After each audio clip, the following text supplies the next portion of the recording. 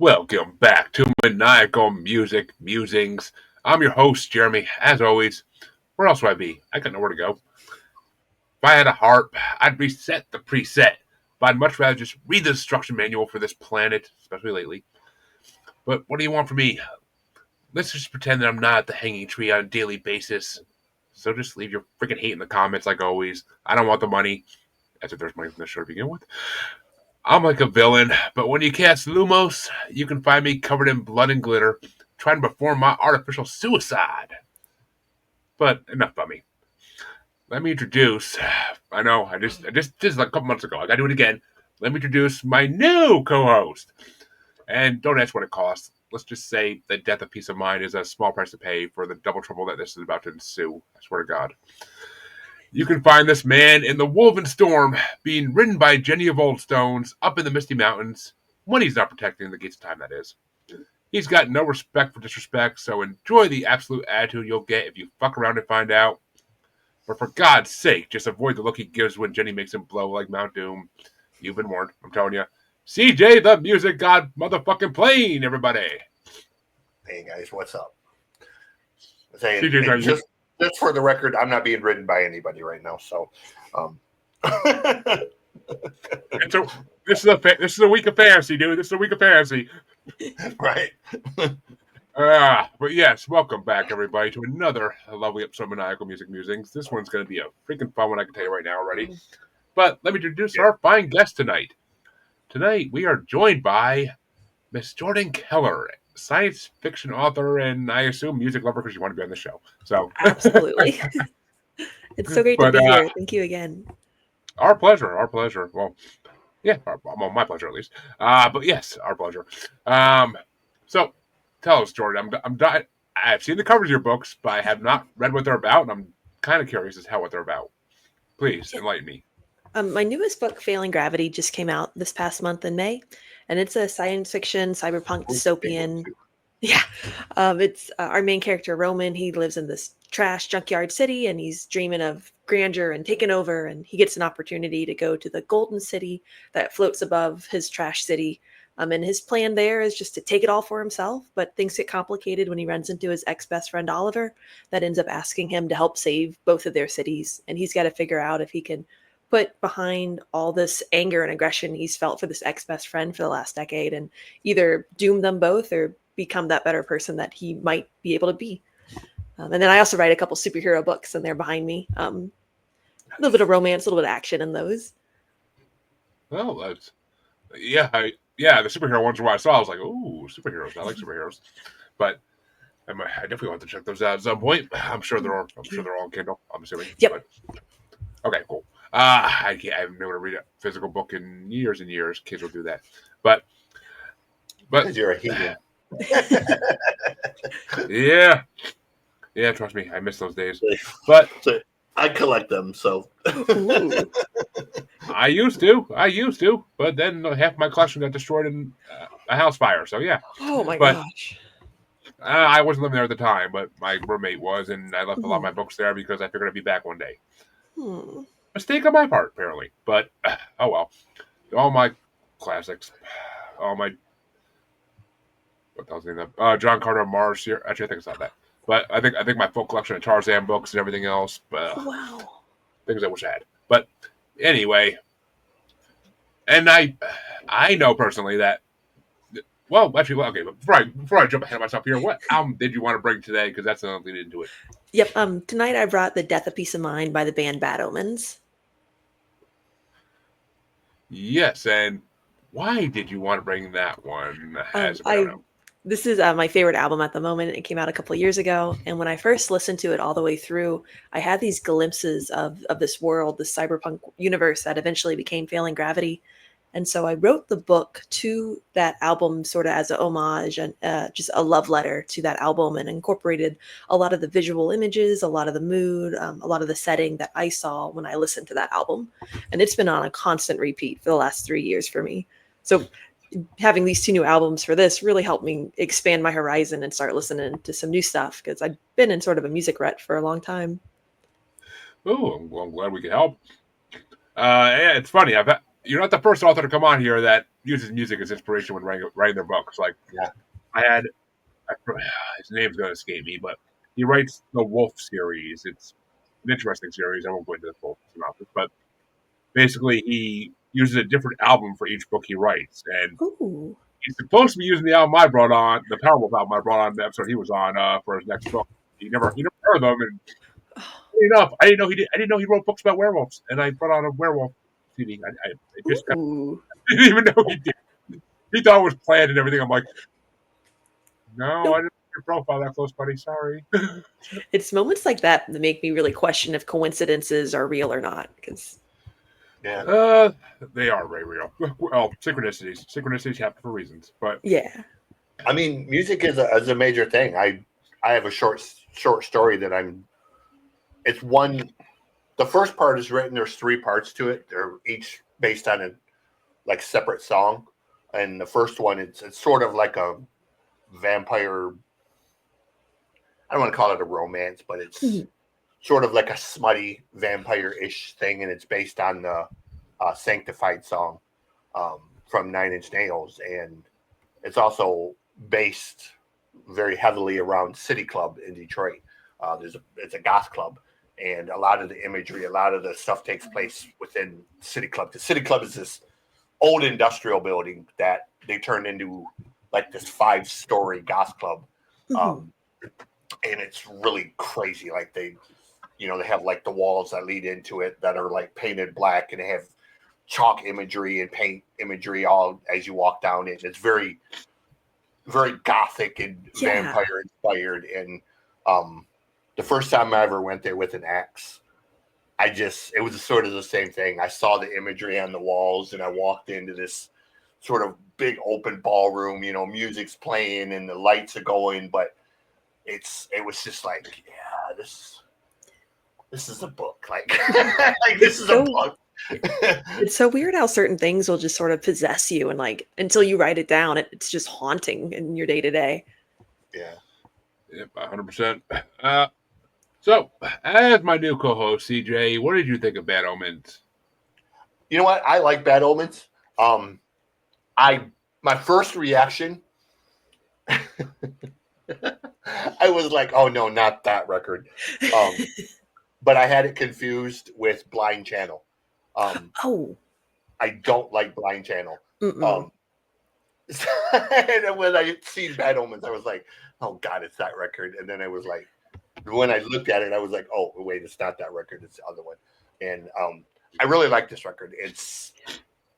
It is, I won't say it's my favorite kind of music, but it's one of my favorites. I'm a massive fan of synthwave. And I've come on here before. I brought, was it Scandroid? I brought Crossfaith. No, Cell Dweller is the other. The very first one you and Chancey did. I brought the Cell Dweller one. And I'm gonna write that down. He does Scandroid as well. And it's very similar. Like it's all done by this guy from Detroit named Clayton. And Clayton he's a genius. Like it's like metal and techno and EDM and synthwave and 80s retro, like all clashed together into this sort of the mix that like what Bad Omen has. And when I heard this one, it really kind of reminded me of Scandroid a lot. I'm gonna check them out after this. Yeah, it reminded me of that a lot. And I was like, okay, I like the tone of it. It's not super heavy, but it's got that sort of synthy, spacey type of vibe. And I don't want to call it like futuristic, but it is kind of almost like a it's futuristic. It's futuristic symphonic metal. That's really what it is. Yeah, it's got this. I don't want to call it cyberpunk, but it kind of has, for lack of a better term, it kind of has like a sort of a cyberpunk, cyberwave sort of vibe to it. Like a futuristic feeling of. Like this is where metal is going in the future. And one of the things I couldn't help would kept coming to my mind is in Bill and Ted, as a Bill and Ted 2, I think, or Bill and Ted 1, where they go to the future and Rufus is telling them you guys are going to be big rock stars, and they have this song playing in the background. It's kind of what it reminds me of. Like, this is where music's going to be in the future. Mm-hmm. Like, you know, it's going to be metal, but it's also going to be very sort of machine oriented and whatnot. So, great record. I enjoyed it a lot. And, you know, Yeah. This is actually my first dive into Bad Omens. I don't think I've ever actually even.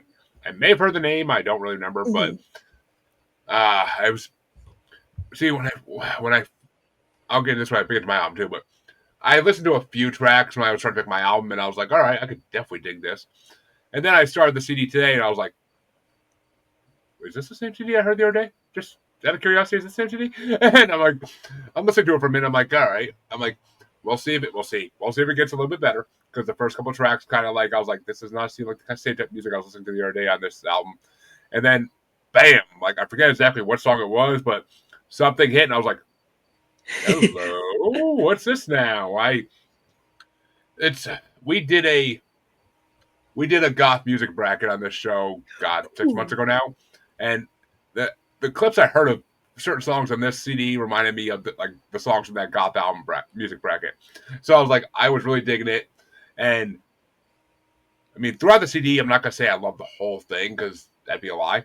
But there definitely are a lot of elements in different. There's a lot of elements in different songs I like. There's songs I completely love. There's songs I could do without that I wouldn't have put on the album, but that's me. And I mean, it's an interesting ride though. I'm gonna say it's a damn well interesting ride, and I would check out more of what they've done. I mean, I think they've done like 3 or 4 other albums, if I'm not mistaken. Yeah, this is their third album. The earlier two are a lot heavier, more like classic metalcore. So if you're not into the screamy, you might not enjoy it. Oh, I love. I mean, they reminded me. See, that's the funny thing is because when you look at them on Spotify, the first artist you may like that you see is Motionless in White, and I'm like, yeah, I love fucking Motionless in White. It's one of my favorite. It's one of my favorite artists out of in the last like 6 months. It's one of my favorite new artists. I just actually because the singer is friends with Chris is why it's mentioned. Oh, well, I did not know that, but yeah, I mean, it is similar to Motionless in White in some ways, I'll say, but that's what kept me going because I do love him, and it's just, I don't know. I mean, there's a lot of things on this album that are amazing. I'm not gonna lie, I got a few more mentions too, so it's not like I hated the album by any freaking means. I did not struggle to get a top 5. If anything, I was trying to not keep putting everything on there, but it wasn't like a complete like start to finish. Like I love this whole fucking thing. I like listen to this album on repeat every day of my life. It's not that level, but it's in the middle. It's in the middle. That's for damn sure. But I will say the first thought I had was, this sounds like if Savage Garden started a metal band. That's so silly. I love Savage Garden growing up. I do too, but Darren Hayes is a fucking growing god. Up. I still love him. Darren Hayes is a fucking dude. Like Darren Hayes is. They won't. Go ahead. I'm sorry. They've only ever stupid. they've only ever done 2 albums, but I grew up listening to them because my mom freaking used to blast them in the car all the time. Yeah. I tried to get mine and my husband's first dance song to be Truly Madly Deeply. He shot it down. It's not dance material, I don't think. It is, but I mean, actually, yeah, I mean, it could be. Yeah, there's been a lot worse choices out there I've seen, but yeah, I don't know. But that's what it sounded like to me. And it reminded me of a lot of other like mid 2000s, early 2010s, like what I would call emo metal, but which I'm not usually a fan of. But as I get older, I'm starting to like kind of like it's a little bit more. I guess I don't know. My taste evolves every day with music, and it kind of scares me sometimes. But overall, if I had to rate this album, I would easily give it like a 3.5 out of 5. Like if I was going to rate it. But here's the fun part always. What are your top 5 songs off the album you brought? Okay. I've been thinking about this all day, and it keeps going back and forth. But I'm going to go with my gut.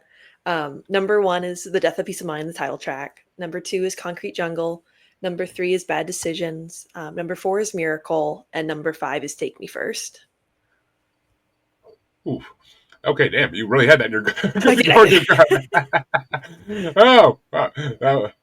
yeah, see, Concrete Jungle I did not like. That was the opening song, right? It grew on me. For the longest time, I would skip it on the album. But like the last 6 months, it's just really connected with me. Maybe that's what it is. I mean, I've had songs do that in albums where I hate them at first, and then after a while, I'm just like, I mean, like, kind of like "Lonely Day" ending that System of a Down album. Like, I hated that song for the longest time, Yeah. and then it slowly became like a song I actually like really like, and actually will like rock out singing to it in the car now. But Ooh. it was not like something. It wasn't one of the albums I loved originally. That song I didn't really love originally. The album's fucking bomb. But Mhm. CJ, what were your top 5 for this album?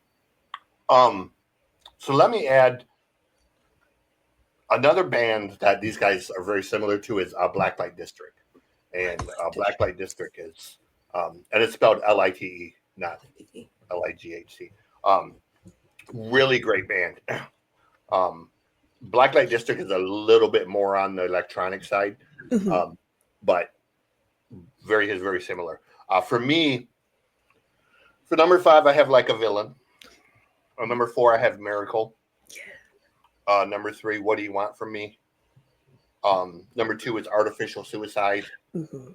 But number 1 for me on this record, I kept going back to the song, is IDWTS. I don't want. There's just something about that song. That was the one. I was like, I kept hearing it, and I was like, I can hear Clayton singing this song.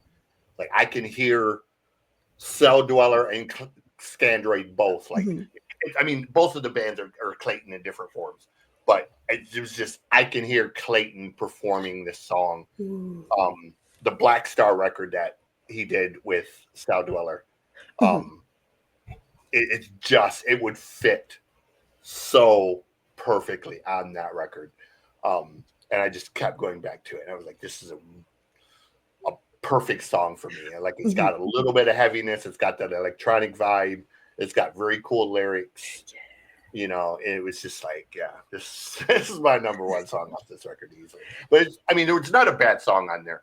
Those are the 5 songs that I kind of kept just going back to a little bit and listening to over and over, because I listened to this one way more than the other ones. I didn't have to listen to Lords of the Lost. I listened to them consistently. That's one of my favorite bands. So I knew what my 5 was for them, at least until Jeremy said, "Hey, there's a deluxe version with Adriana on it." I didn't want to make our guests listen to that one because it's like 2 hours long, and I would have. I would have. I'm sure you would have, but I knew that she had done a song with Chris. I didn't know that it had made a record yet, and I didn't know there was a deluxe version. So I already had my list made before the deluxe version, so there's nothing on there from it. Yeah. But we'll get to that. Yeah. I mean, yeah, we'll get to that debate. But like I said, though, I do have some honorable mentions for this one because, like, after I got past the first couple of songs, I couldn't stop adding songs to the fucking list. But I'll go through the honorable mentions fast, though, because I mean, Just Pretend was my first honorable mention because I thought it was a really good breakup song. It's not. It was definitely my least favorite on my list of that song of this album, though. What it costs, that nice short little, I guess you can call it a song, interlude, whatever you want to call it. The violin in it really got me. I really like the violin in it. Like a Villain was freaking phenomenal. And What Do You Want From Me? The techno beat in that is freaking phenomenal. So I was rocking out to that shit at work so bad. But my number 5 was Nowhere to Go, because that's very reminiscent of, I want to say, like, early Linkin Park. Yeah. Like, but yeah. My number 4, though, is the title track, The Death of Peace of Mind.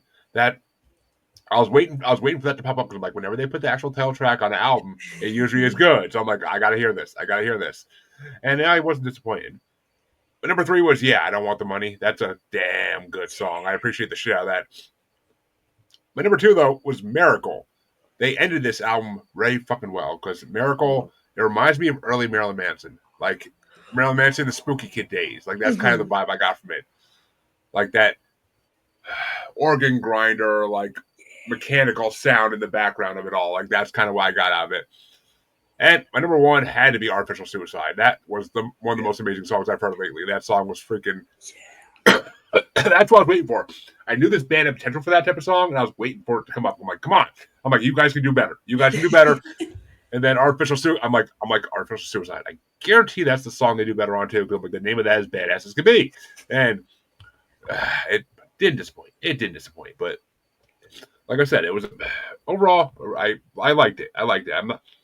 I I had some moments where I was like, oh crap. But at the end of the day, it ended up being a great CD. It just didn't start off great. Mhm. I guess, That's Sid. that's one thing about this record is it starts off and it gets stronger and stronger as it goes. Like it really builds up to where the last like 5 songs are just super Mhm. Yeah. great. Like I would have put those last 5 songs more towards the beginning, or spaced them out a little bit. But I mean, it's a hell of a way to end a record. I mean, it's the Mhm. last 4 songs especially are just. I mean, you could build an entire record around those songs. Like Oh they're God, yes. really really great songs. And I mean, yeah, I mean, and I actually almost prefer when bands do that, uh, rather than like the bands that do like amazing opening tracks and then the middle sucks horribly and then the ends Yeah. bomb again. Like, because like at that point it's like this better get good again. Otherwise, why am I listening to this? Like, it's just I'd rather them like build it up to the end to an explosive ending, and that's exactly what they did. I can't.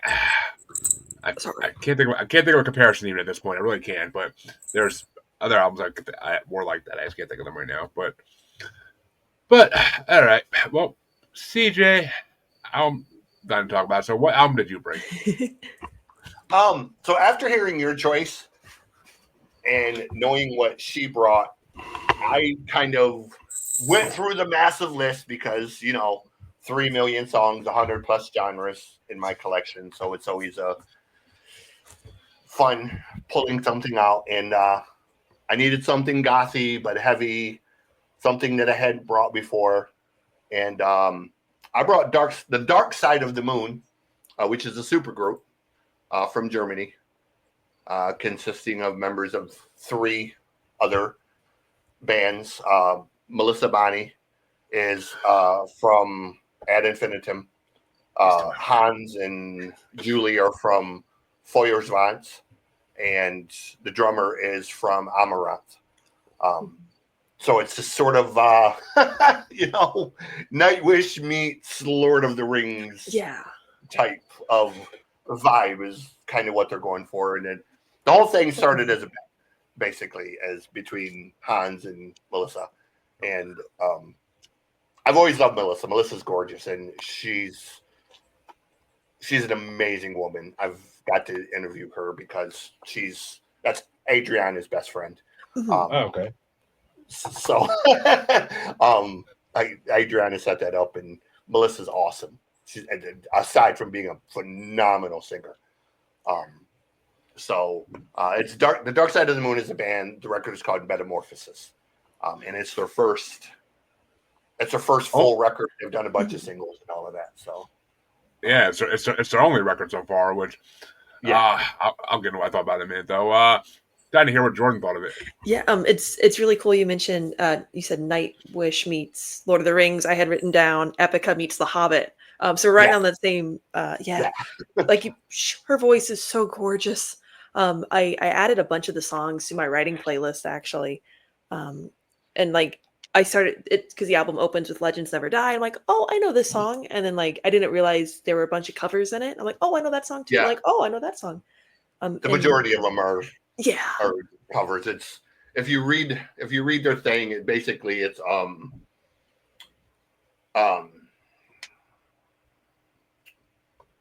reinterpreting famous movie soundtrack themes and writing their own songs dedicated to their favorite characters. So just so cool.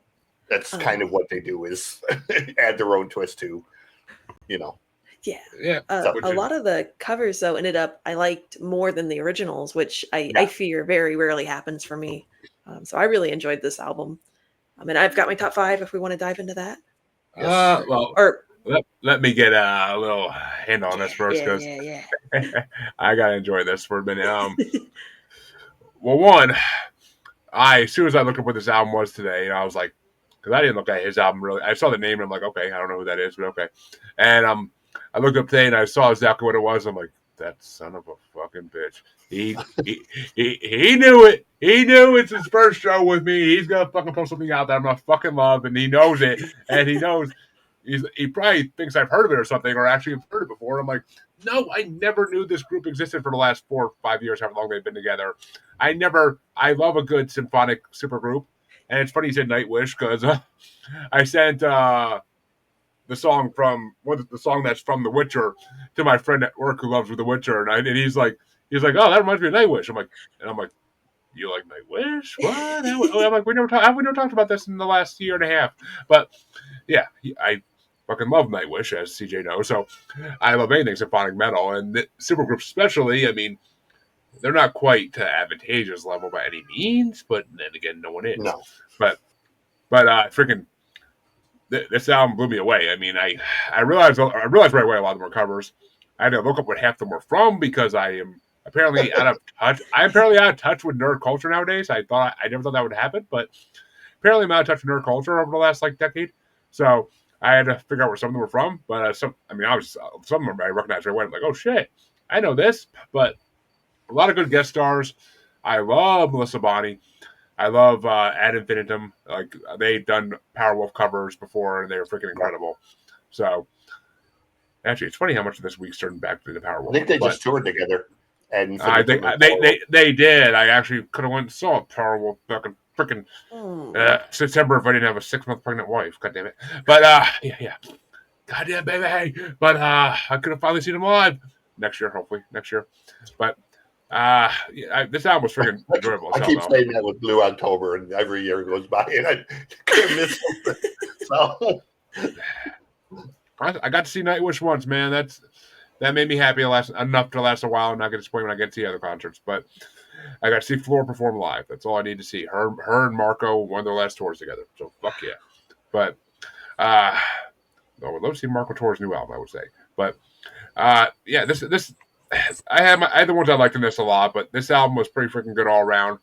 Yeah, I'm pretty sure all of them ended up on my Spotify like list. I'm pretty sure they all did, except for maybe one. But they were all pretty damn good songs.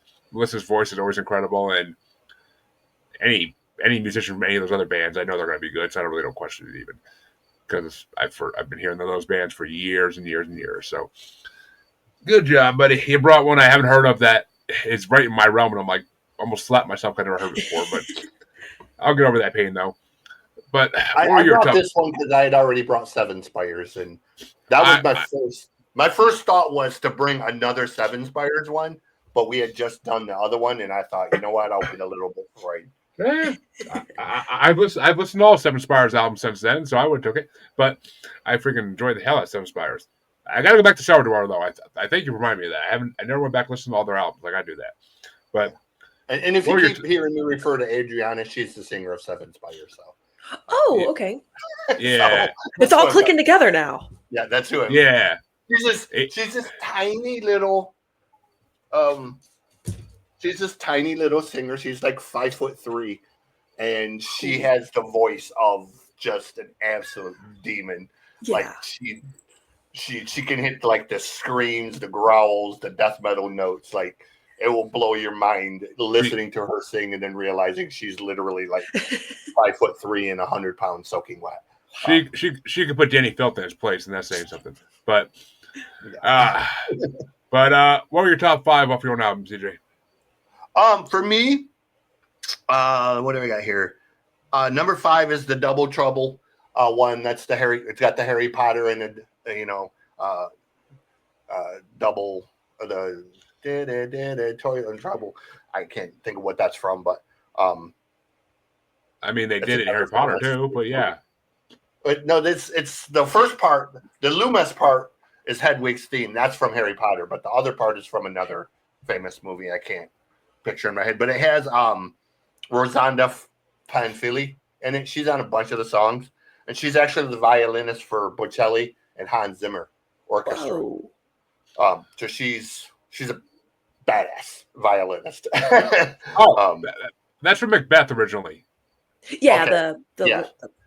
So that's the song. That's the part where they're singing, and then the other part that's instrumental is the Harry Potter part. That's my number 5. Number 4 is the Misty Mountains one. That's from The Hobbit, and that has Tom from Evergrey, and Evergrey is one of my favorite bands. So it was great hearing Melissa and Tom sing together because they should do a whole record together. Like, I'm sorry, like they have like perfectly matching voices. First Light is my number 3. Again, has Rosanda on it. Number 2, If I Had a Heart, which is the Vikings theme, essentially, or at least, you know, how it was written originally with lyrics. I thought that was a nod to like Wizard of Oz, Scarecrow type thing. No, it was a theme for the Vikings TV show. But my favorite is the heaviest song on the record. It's the Woven Heart, or the Woven Storm, and just a killer song, man. Perfect balance of heavy, gothic, or symphonic, not gothic. Symphonic. It's the most Nightwish-ish song on there, and the Melissa's voice, the death metal vocal parts that you're hearing there is actually Melissa singing them as well. She's like Adriana. She can also do the screams, the death growls, and all of that. So, yeah, that's all Melissa singing that. That's not a male vocalist joining her on that song. So, those are my 5 for that one. Well, down here, Jordan, what do you think of your top 5? So I had to add First Light to my honorable mention. Originally, it wasn't on the list, and then before the show, I was re-listening to the album and like, I got to fit this into my top 5, but I don't know who to lose. So I'm sure if I had more time to think about it, First Light would be in the top 5. But number 5 is May It Be. Number 4, Jenny of Oldstone. I love the rhythmic singing in that. Number 3, Misty Mountain. 2, The Hanging Tree. I loved how they redid that compared to the Hunger Games version. That's a really great one too. And then number 1 was Legends Never Die. It's one of my favorite songs already. So hearing their cool, it just felt like being surrounded by ice when they were singing it. What is that from? It's League of Legends. Yep. League of Legends. Okay. Like I had to look it up, but I couldn't like place like I swear I heard it, but I couldn't. Yeah. Most of these songs I had to fucking look up because I'm like, I recognize. I'm like, I feel like I should know what this is from, but I don't, and it's pissing me off a little. But yeah, League of Legends, I never got into it either. But I've heard that song done by other symphonic metal bands, so I knew. I had to look the one up with Tom because I didn't realize that was from The Hobbit. I've seen The Lord of the Rings. I haven't seen the Hobbit movies. I didn't know it was actually a song from The Hobbit. I just know that because I know Led Zeppelin based Misty Mountain Hop on the Misty Mountains in the Lord of the Rings books. Yeah. Oh. So it's Misty Mountains is one of the songs from the Hobbit soundtrack.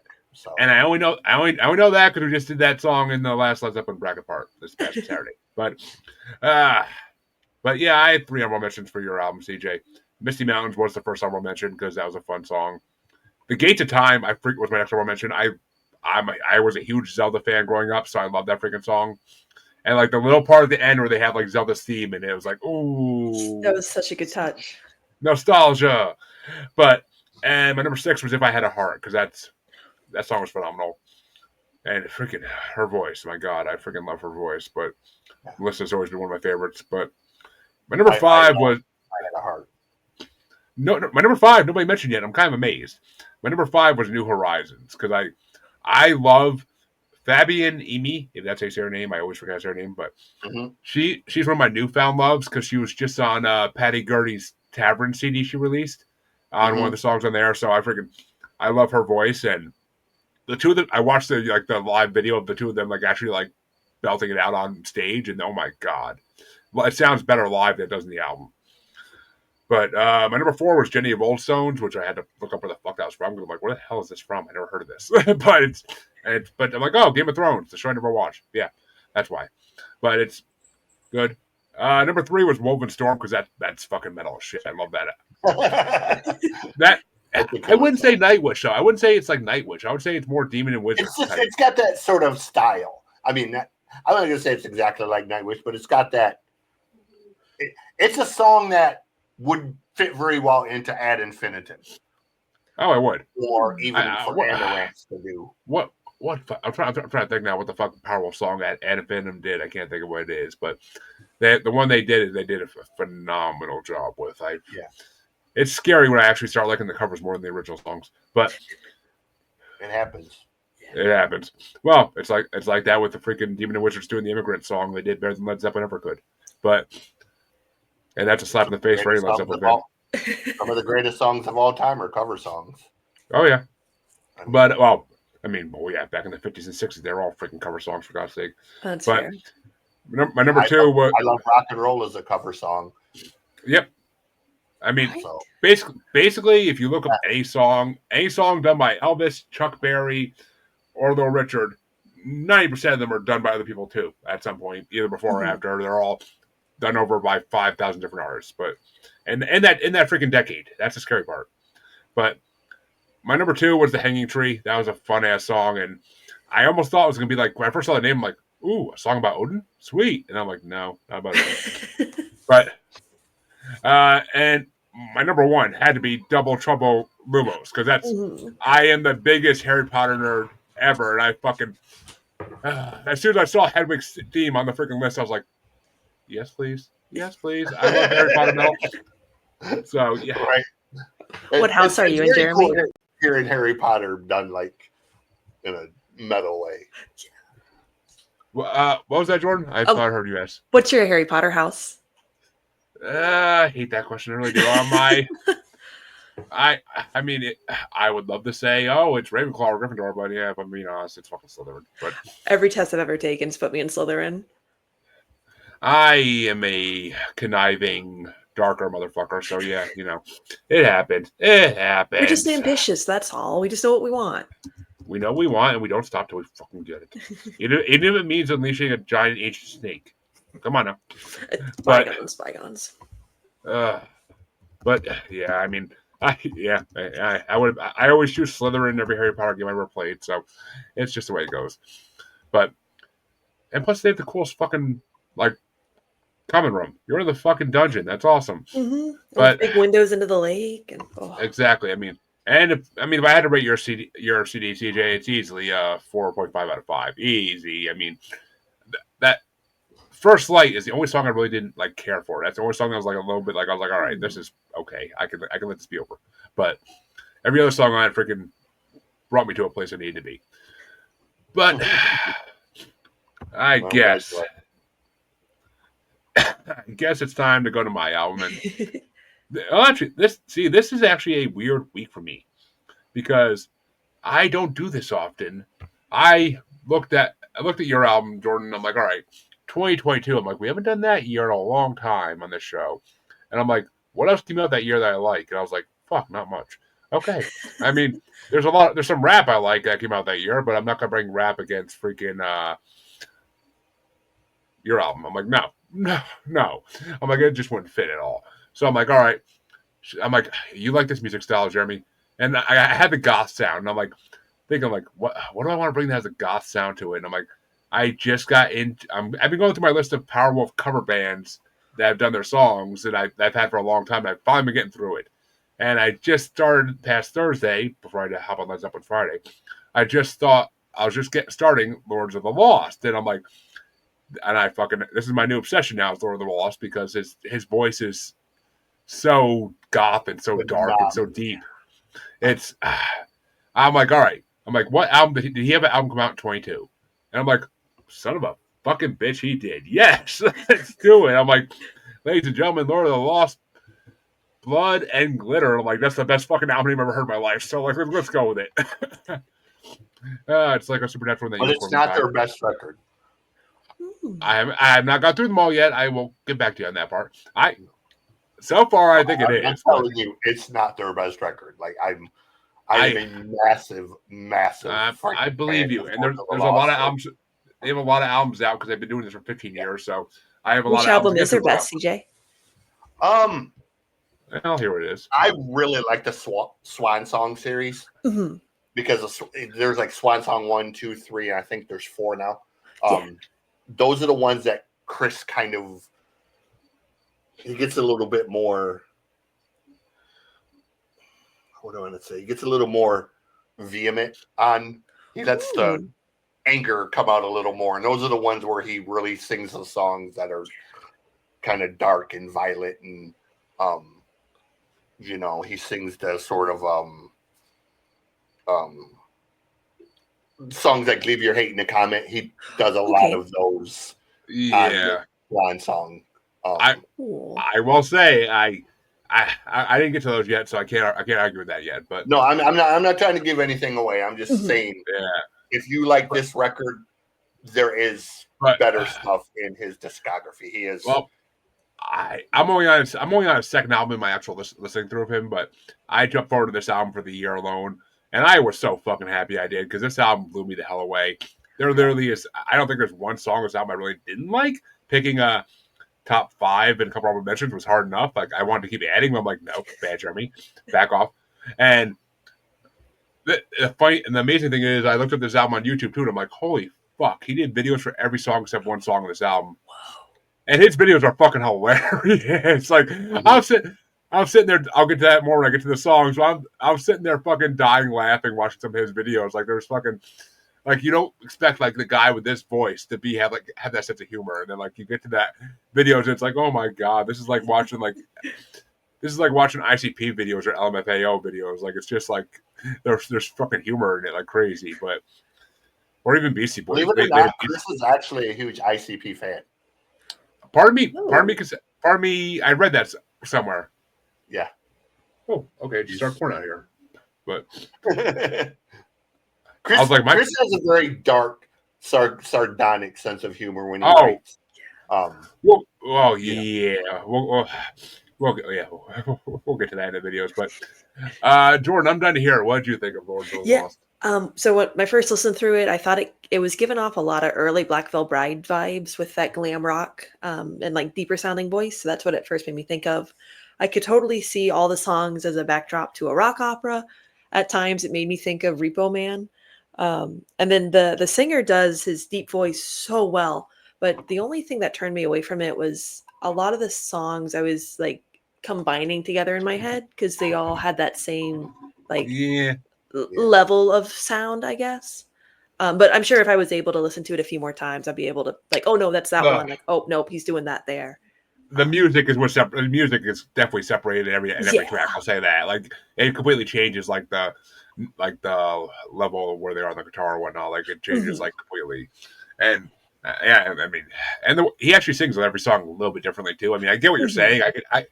His stuff. I'm definitely gonna go back and give it a few more listens to really appreciate it. If you go to his earlier albums, he definitely blends together a lot more in those. Like, he definitely blends together a lot more in those. This was kind of like, I think this album was kind of like his magnum opus. Like, this was like his something he built towards for a long time, and then he finally got to do it. And he wanted to have fun with it, so he fucking would fall out. And I keep telling everybody at work, go ahead. I'm sorry. Go ahead. I keep trying to get like all my other like metal fans at work to listen to him, and I keep telling him, I'm like, I swear to God, he is I can't think of the amalgam. Fuck, I'm gonna fuck it up. But he is a combination of so many other artists I love, like kind of thrown in together. Yeah. Like, I kept saying, if you want to see what he looks like, it's literally a picture of Marilyn Manson and Boy George had a baby. I had a song written down that made me think of Marilyn Manson. I don't know if it's on this page or not. But I can totally see that. There's definitely one song. I have one song on this album that definitely reminds me of that too. But I mean, he has elements of I heard like Depeche Mode in this album too, like to some degree. Like, there's a lot of bands that he has like similar sounds to that are famous, and it's just like, I love that. I mean, it's the same with other bands I've been listening to lately, like where they have like a lot of Motionless in White too. It's the same thing with him. Like, he has a lot of elements of like early 2000s, late 90s bands. Mm-hmm. Like, I think they all grew up during that time, and they just like learned to appreciate it, and they just wanted to emulate what they love. But all right, CJ, I know you're already a fan of him, but what do you think of this album? So this song or this record, they were chosen to do Eurovision. So this entire record is written around the title track. The title track was the Eurovision song for Germany that year. And it's supposed to be a very Boy George-ish thing. Like, if you saw them perform it, they had like red glitter cannons. They had balloons from for referencing like the 99 Luft balloons. I mean, Chris went like all out theatrical with this, with the feathers and the boas, and I mean, it's sort of his sort of magnum opus for. It was done with an understanding of, if I'm going to do Eurovision, I want nobody telling me what I can and can't do for it, and I'm going to go just 1,000% completely over the top, because that's what Eurovision is. It's just complete madness over the top. So the rest of the record is, I don't want to call it an afterthought, but the rest of the record is kind of you left out the best. You left out the best part of the Eurovision story, though. what? What's He that? came in last fucking place. Yeah. Oh. 23 out of 23. Yeah, it's in typical fashion. The Eurovision judges have no vision, no taste. They always pick the cheesiest, dumbass songs. Lordy won it in 2006. I don't want to hear shit. Lordy won it. Lordy is an anomaly, dude. Like, take for example, "What Does the Fox Say" was one of the songs that won Eurovision.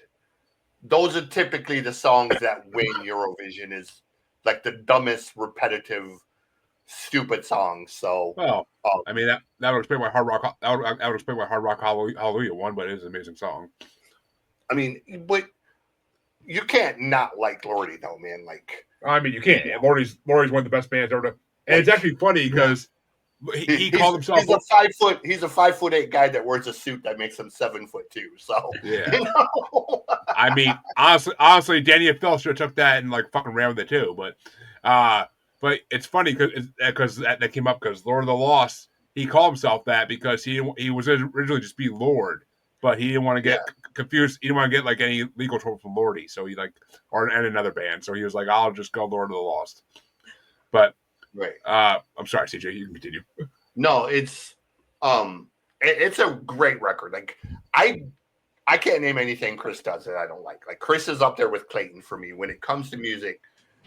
I love that Chris just sort of does what he hears wants in his head. Yeah. 100%. So the Swan songs, there's 3 of them, but there's also the instrumental and the symphonic versions of them. My favorite for them, though, is From the Flame into the Fire. That's the one that came out in 2014, and it's a really great record. Oh, but on this, I'm almost there. I'm almost there on the listen through. I know that for a fact. But, so for this record, well, no top 5s yet. Hold yourself. Okay, I'm sorry. My bad. Yeah, it's your first show. No, I love this record, dude. Like, I know. But I brought it, so I gotta do my top 5 first. Come on now. But I was happy you brought it, dude. When I saw it, I was like, yes. Just be happy. I finally started listening to him last Thursday, and I got through his first CD and a few songs off his second CD, and I was like falling in love with the guy after that point. So when this album just made me fall in love with me more, I couldn't stop listening to this today. But he's phenomenal. I only have 2 honorable mentions for this because I didn't want to keep putting things on the list. I wanted to like kind of restrain myself a little bit. But my first honorable mention is The Look, because I fucking love that they did that cover. Like, I freaking love they did it, and I actually followed the female singer on that too. I forget her name, but I followed her on because I want to see what else she's done and see if I like it. And she's freaking gorgeous. But I put that song is fucking. I love that song. It's a classic, 80s classic. But they do it so well, and the guitar is freaking so good. And my other honorable mention was Absolute Attitude, because I love his like I'm a badass. I don't give a fuck what you think of me songs. Like, that's just his personality that gets to me so well.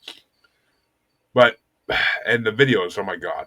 But my number 5 was Blood and Glitter, because it's one of the best. All these songs are the best songs on the freaking album, obviously. But Blood and Glitter is just phenomenally done.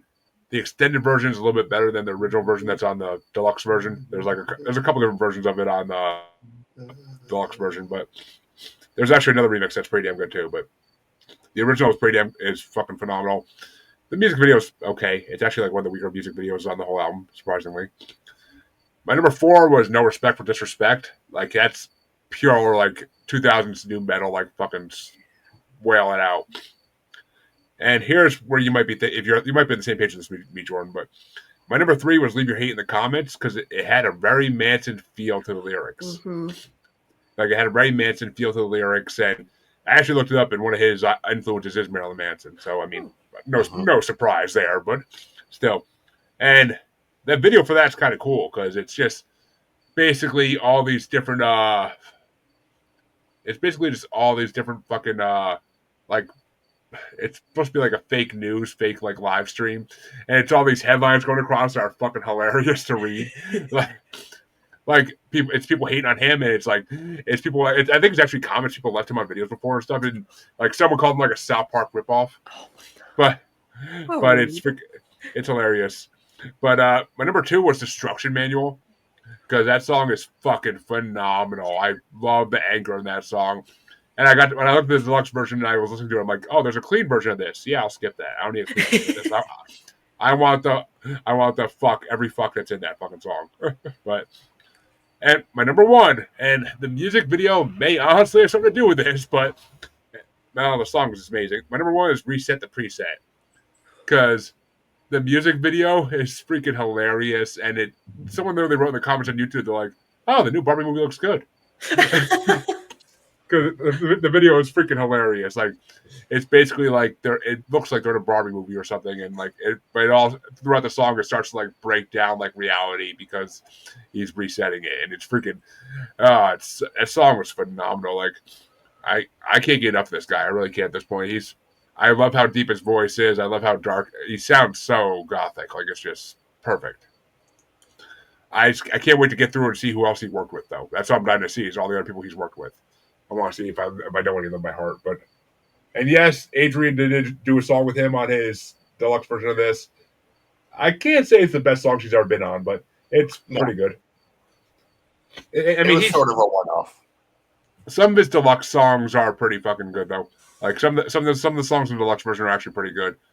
Some of the originals on there are pretty good. The covers are amazing, of course. I mean, not covers. The remixes are amazing, but. This album just blew me away. I couldn't stop listening to it. I kept going back and forth between Spotify and YouTube, like listen to the song and watch the video, listen to the song again. And is it Blood and Glitter? Or I forget what song it is, but in one of the songs, like one of the people in his band like buys this drug outside, like the studio they're going to perform in, and they go inside and they're all dressed like normal German guys at that point, and they start doing the drugs, and that's when like they get all glammed up and everything. It's fucking perfect. And, like, the drummer's running late, so, like, he walks in, he's like, what the fuck you all wearing? And at one point, Chris is trying to get, like, into the bathroom, and, like, he has, like, those huge feathery metal things on his chest that, like, Elton John used to wear all the time, and he can't get through the fucking door. Like, he's like, God damn it. He's, like, trying to go sideways and shit. It's fucking hilarious. Like, that video had me die. Like, a lot of the videos had me dying laughing. They're freaking amazing. But what were your top 5, Jordan? I'm done here. Yeah, my honorable mention was Reset the Preset. I really enjoyed that. Number 5 was Destruction Manual. Number 4 was Blood and Glitter. Since the second I first heard it, that intro has been stuck in my head. Number 3, Forever Lost. I thought the lyrics painted such a vivid picture. I would love to see a short story like encapsulate that or be inspired by that. Number 2, No Respect for Disrespect. And number 1 was The Look. I really enjoyed their version of it. Right? It's I keep hoping to pop up my car tomorrow morning on the way to work. Like it's so energizing. It is, and I mean I think it's actually no respect for disrespect. The video is literally I think it's him, but like it's like him in like a Zoom meeting, and it's all his fan. I think it's all his fans. Like he asked them to submit videos of like them singing the song too. And the video is just literally like a collage of all different people like singing that song, and like that's so cool. A lot of them are like doing weird shit like while they're doing it too, and like playing weird instruments and everything. Like it's pretty cool. Like I kept watching it, like what the fuck am I watching? But it's fan service, and that's pretty awesome. But all right, CJ, I'm done to hear your top 5 because you're the expert in this guy. So Chris's dream collaboration is actually with Clayton from Cell Dweller. Whoa. Clayton remixed a couple songs. You'll hear them throughout. When you get into his catalog, you'll see like either a Cell Dweller remix or a Clayton remix. Yeah. I think there actually is one in the deluxe of this, isn't there? I think there's a couple, but that's his dream collaboration. He wants to do an entire record with Clayton, except Clayton is sort of a hermit. He doesn't really work with anybody. So, you know, for me, number 5 is The Future of a Past Life. It has Marcus Bischoff from Heaven Shall Burn on it. That was a good song. Great band. If you like Power Wolf, you'll love Heaven Shall Burn. Destruction Manual is my number 4. Reset the Preset is great song. Has Andy LaPaglia from Combi Christ. And Combi Christ is another band very much in the same vein as Lords of the Lost that love. I love good heavy electronic music. That's why I brought Crossface for the one show. Leave Your Hate in the Comments is my number 2. I knew I was going to love that song as soon as I saw the title.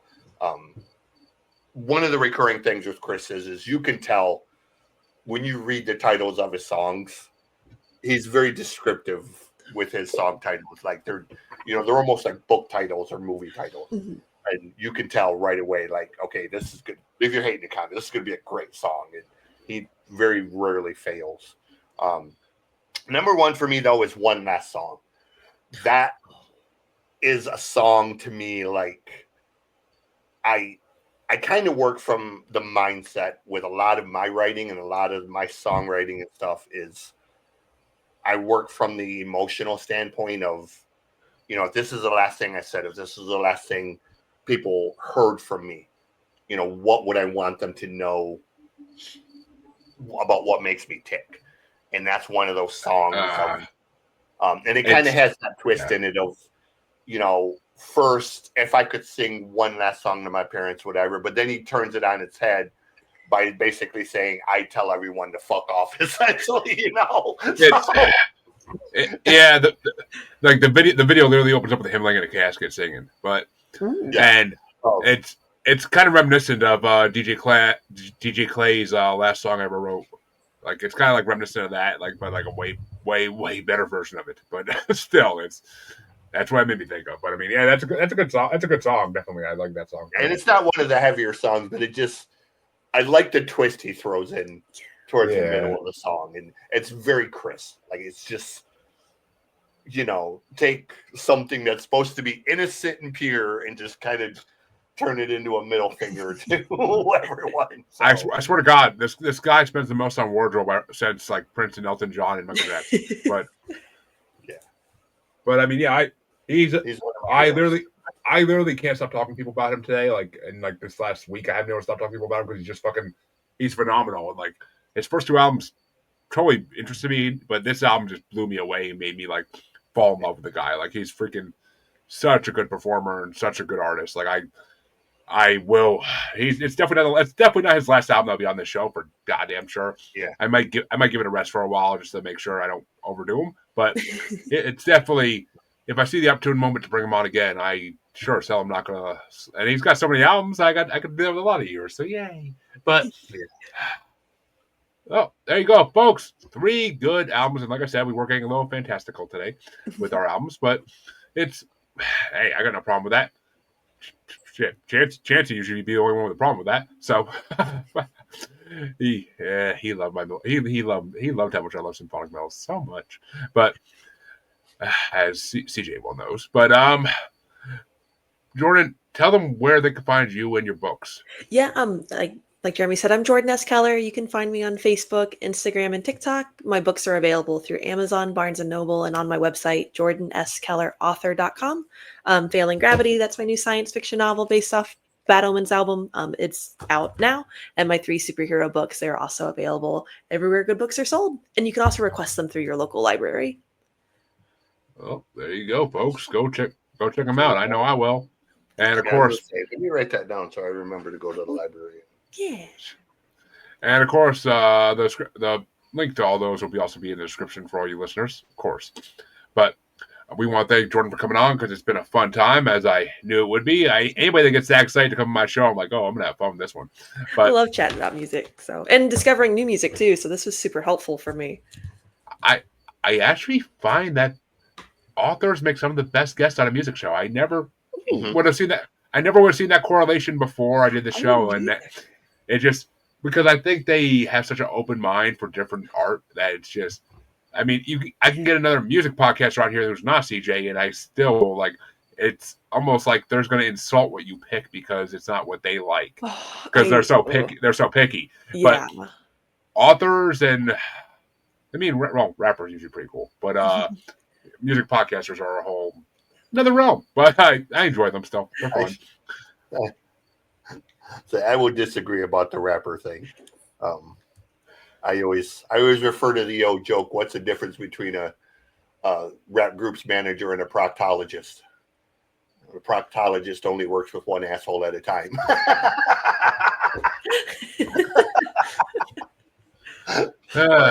Yeah. No, I've had some amazing rappers in this show who fucking are really open minded to different types of rap. So we'll get actually some of them might be coming back on. They always hit me up when they have new shit coming out to come back on, but they're fans of the show at this point. My boy, I mean, Cash watches the show all the time. I see him liking it every time I do a show. But actually,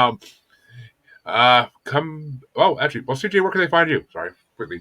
I am everywhere to be found. Music God CJ Plain. Just type it in. Music God CJ Plain.rocks is the website.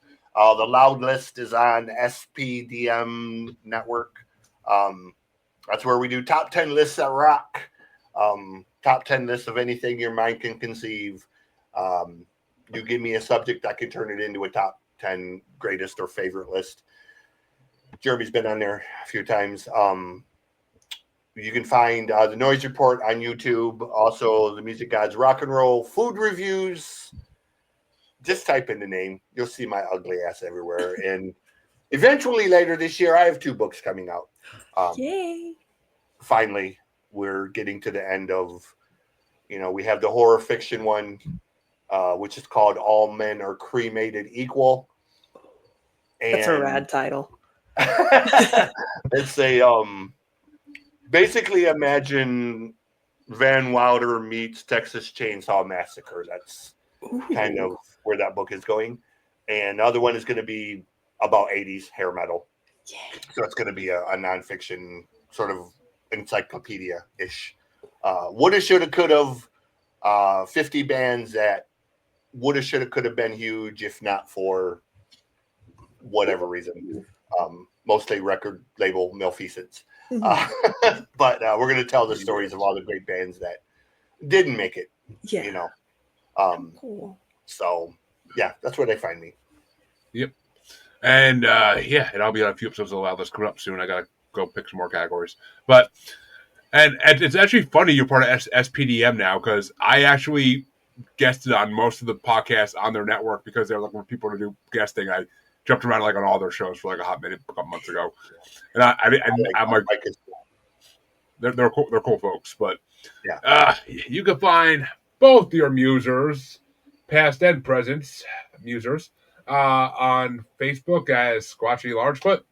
For some reason, a bipedal Sasquatch who learned from Arcturians how to read and write likes to broadcast my stuff. I don't know. I'm down with it.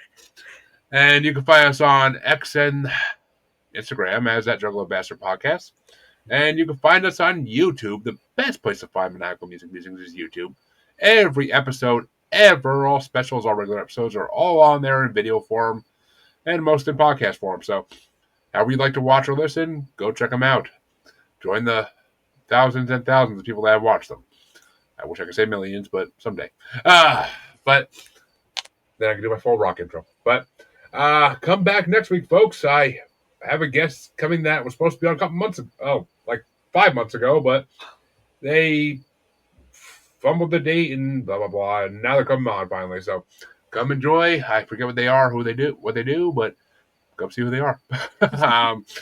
I will catch you all next week and see you then. Bye, everyone.